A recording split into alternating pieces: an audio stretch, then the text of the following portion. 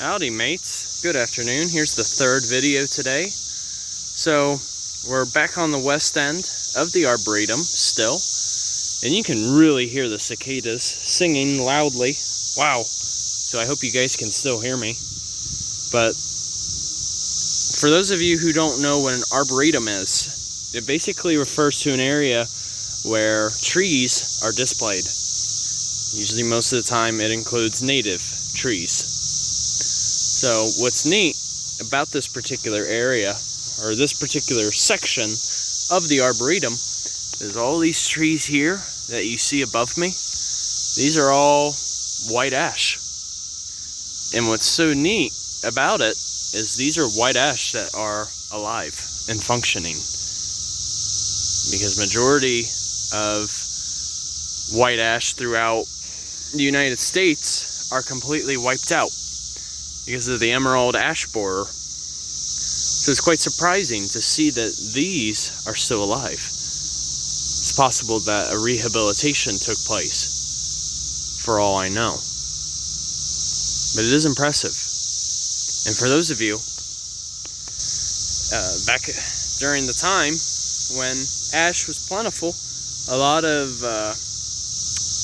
baseball bats used, especially in the MLB, were made out of ash. So it was an important wood.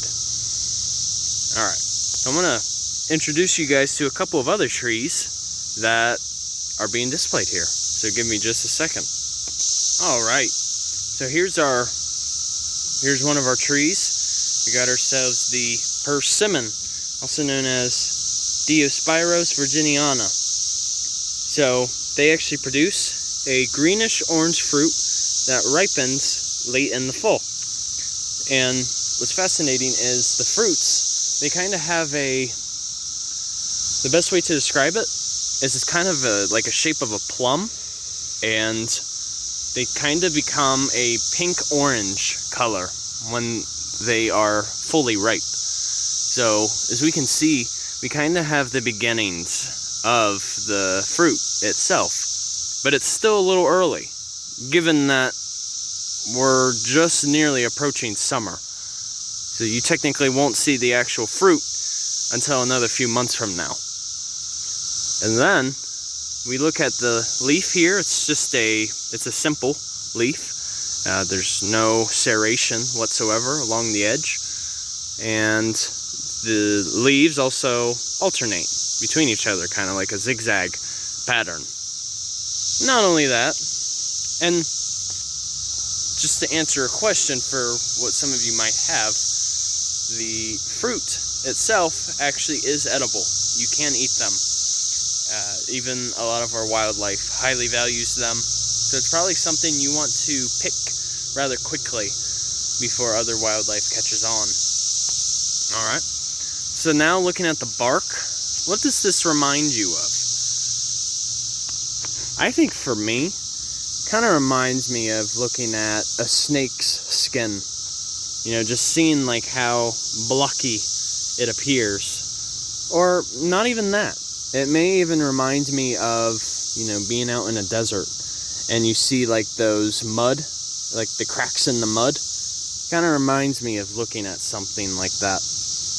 But yeah, their bark is well known to have like a very blocky pattern on it. So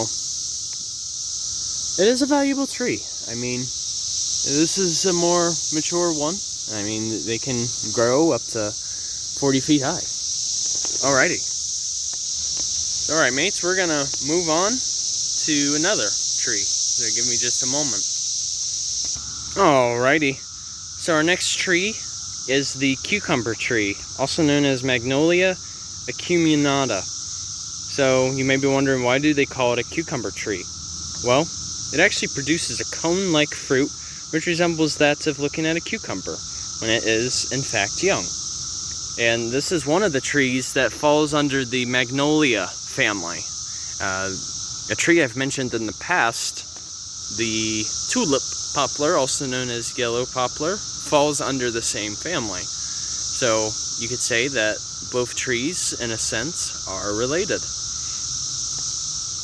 Alright, So we're gonna walk up to the tree. So let's see a good example. Here we are. All right. So we're gonna first look at the leaf. So it's also a simple leaf. Yeah, it kind of has like a oval shape. So it feels rather smooth on the top, but when you flip it, kind of has like a downy texture as you on the underside. So their leaves are very broad. But then, moving on, you look at the fruit, or the cone-like fruit, and you can kind of see that it resembles looking at a cucumber.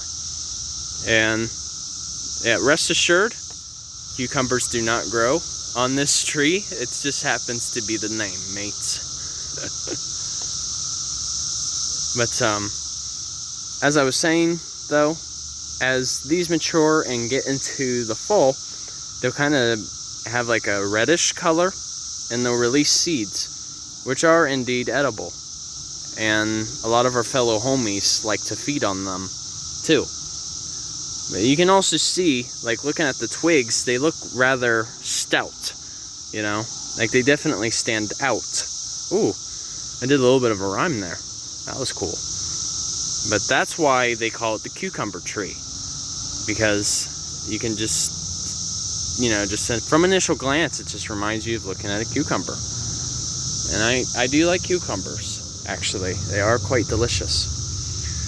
And these types of trees, they're actually rather picky about what type of soil they like. They don't want to be in soil that is either too wet or too dry. So they kind of like to be in a average condition. That's kind of a combination of the both. And they also like to remain in rather neutral soil too, in terms of pH. So you could say that they are rather picky. And that also lets you know about the soil type where you are. So if you see these, it's most likely you have a neutral soil. And it's kind of a combination of wet and drought soil. So yeah, just looking at the bark kind of reminds you, you know, just from my initial glance anyways, it kind of reminds me of looking at bacon strips. Like you kind of see, like right here, just reminds you of looking at a piece of bacon that you're just ready to cook up. That's how I remember it anyways. But yeah, so here's the actual tree tag that helps you identify the tree. But I was able to identify it without even using the tag, because there's really no other tree like it in the area. So, all right. Thought I would share that with you guys. Hope you learned something. That, like I said, there are multiple separate types of deciduous trees, and those are a couple I haven't done a video on. So, hope you guys enjoyed this video and learned something about the value of our trees and what they provide. And once again, Journey on a Journey is outwards. Take care, folks.